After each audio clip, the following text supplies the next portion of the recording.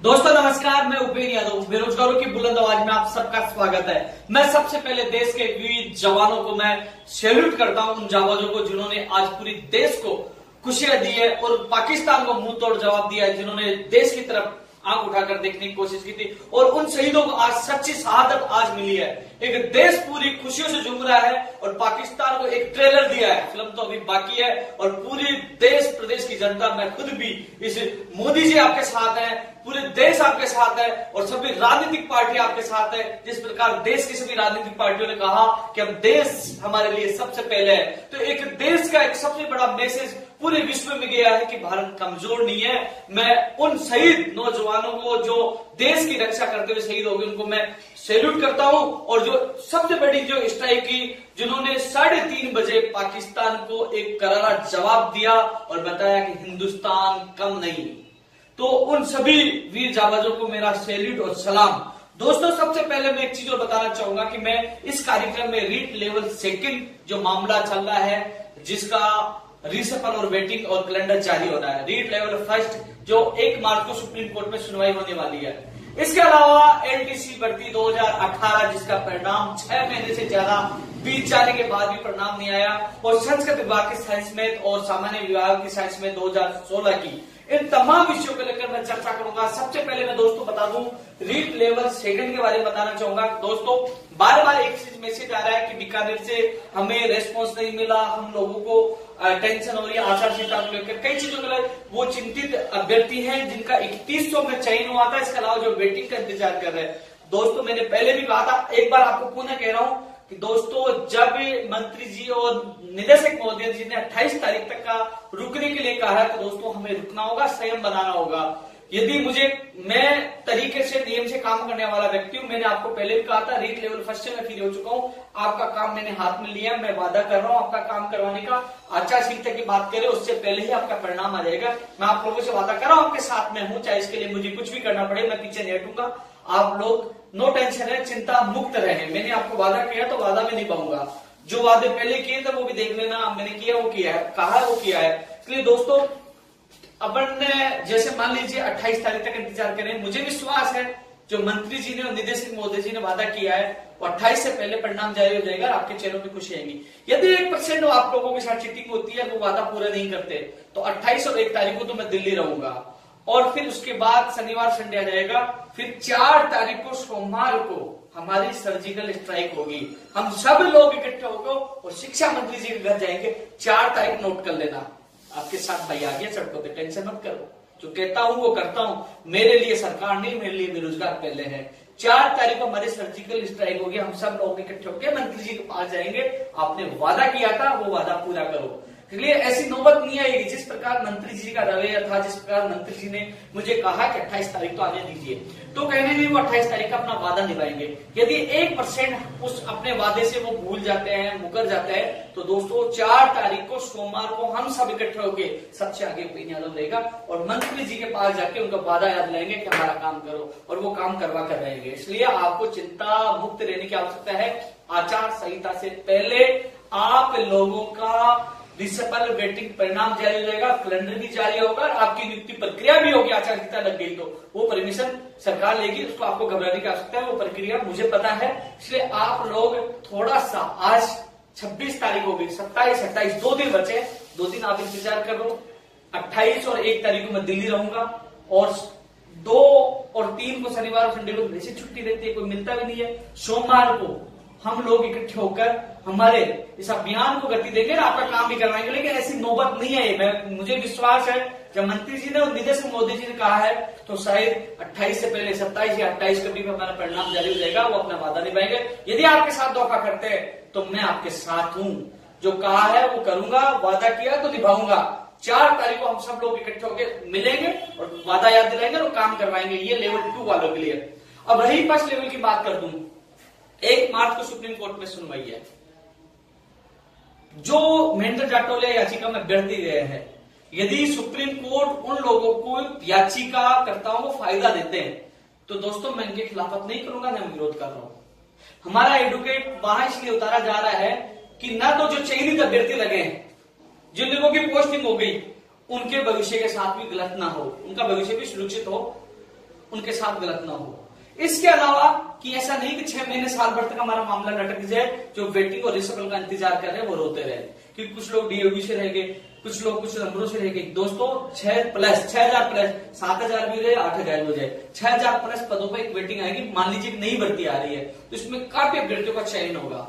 तो जल्द से जल्द, क्योंकि दोस्तों 1 तारीख को जो सुप्रीम कोर्ट में एक बड़ी जो बाधा आने वाली है उसको हमें टालना होगा। मैं खुद दिल्ली मौजूद रहूंगा और अच्छा एडवोकेट उतारने की कोशिश करें। अभी मेरी राजवीर सिंह और जो ओपी विष्णु और उनसे बात हुई थी, जो सुप्रीम कोर्ट के एडवोकेट के लिए प्रयास कर रहे हैं, वो कह रहे हैं कि भैया हम प्रयास हमारा अभी पूरा सक्षम स्तर पर सफल नहीं हो पाया क्योंकि लोग बहुत कम सहयोग कर रहे हैं।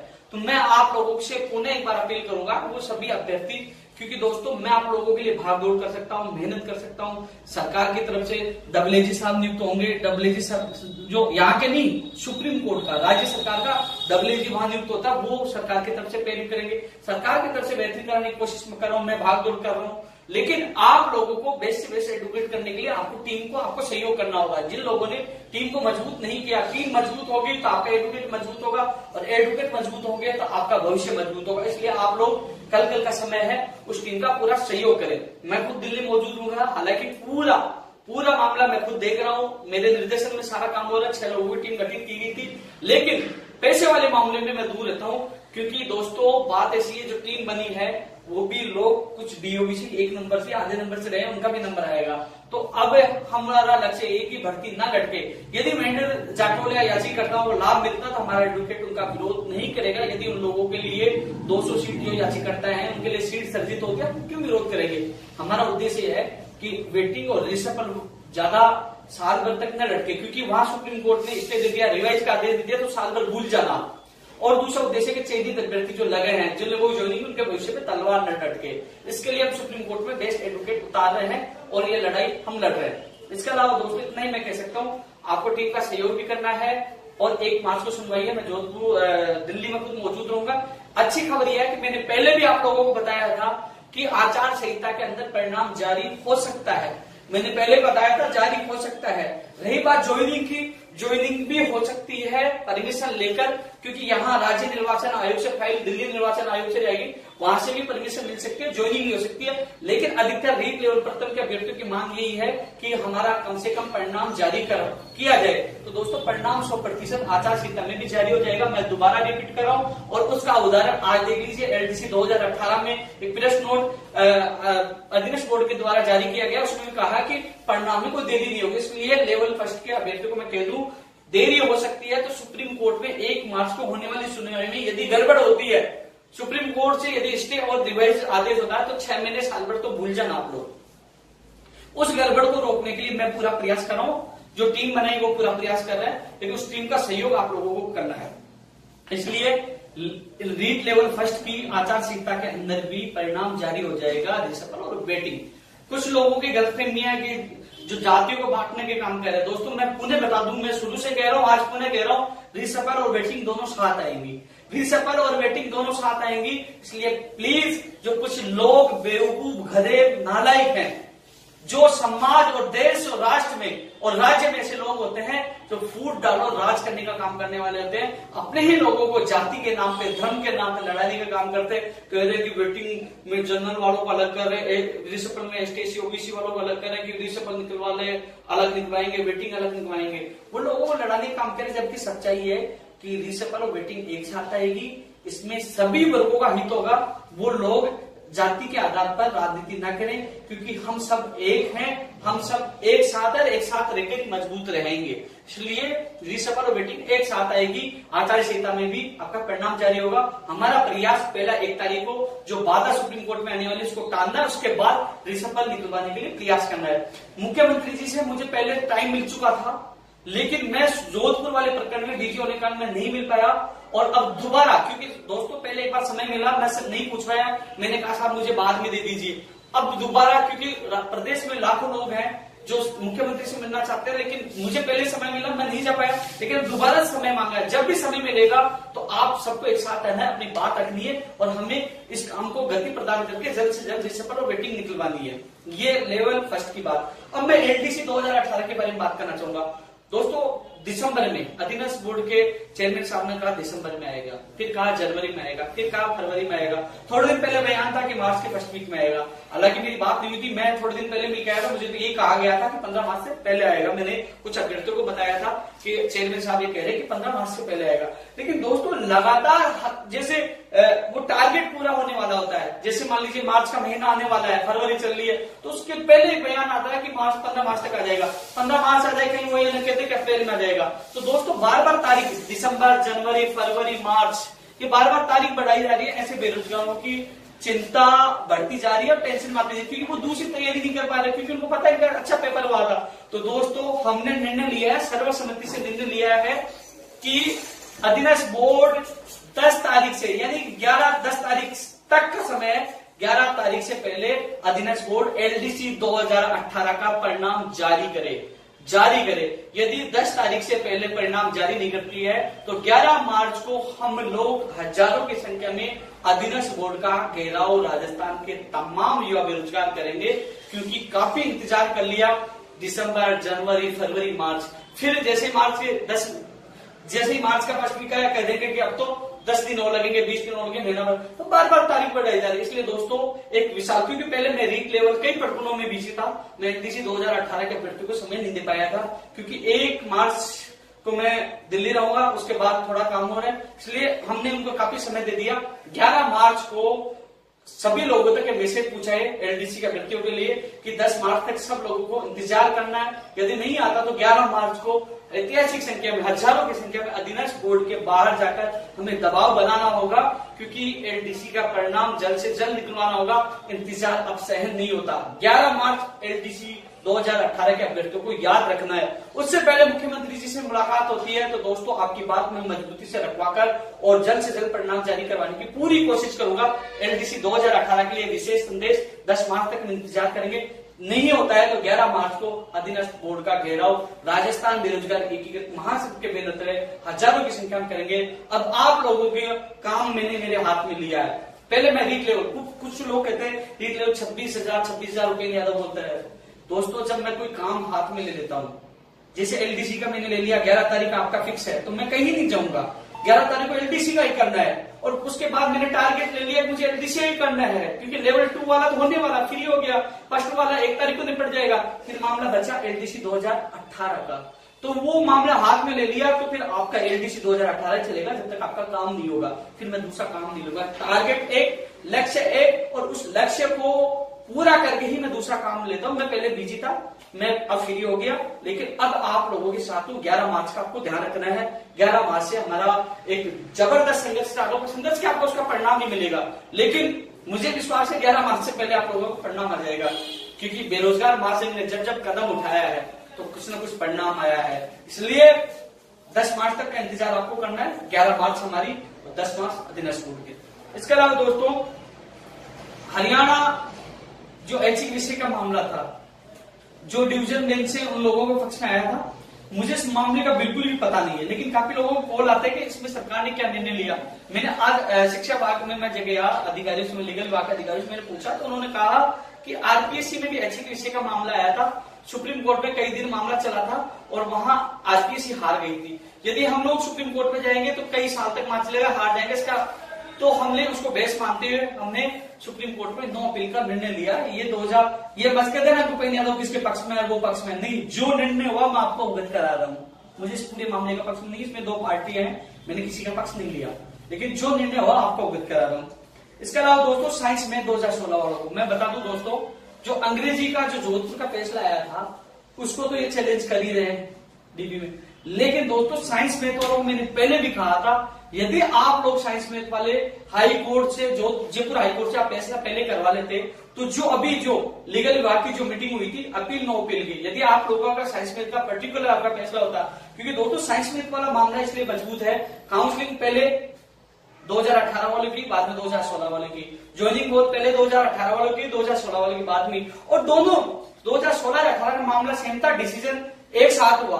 तो दोस्तों आप लोगों का मामला मजबूत था। जयपुर हाईकोर्ट में आप याचिका पहले लगा लेते, यदि उसका फैसला आपके पास 100% आता और वो फैसला आ जाता, तो आज आप लोग भी परिणाम आने के बाद आप लोग भी स्कूलों में चले जाते हैं। लेकिन आप लोगों ने सुना नहीं, मैंने बहुत पहले बोला था कि आप एडवोकेट करके लगा के फैसला करो, कॉपी लाके दो, मैं आपका काम कराऊंगा।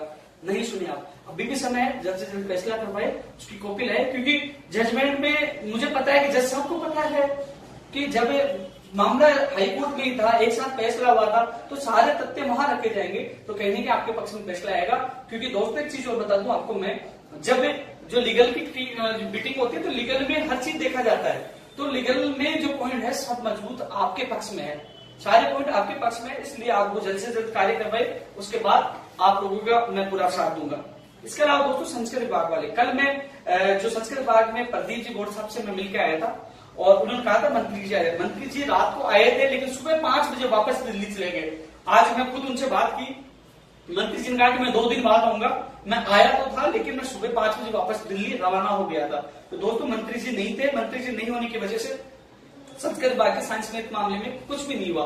मंत्री जी 2 दिन बाद आएंगे, मैं खुद 2 दिन बाद, यदि मैं कल दिल्ली जा रहा हूं, हो सके तो दिल्ली मैं 28 तारीख को उनसे मिल लूंगा। यदि वहां मुलाकात नहीं हो पाई तो 2 दिन बाद आके उनसे मिलकर मैं आपके लोगों का काम करवाने का पूरा प्रयास करूंगा।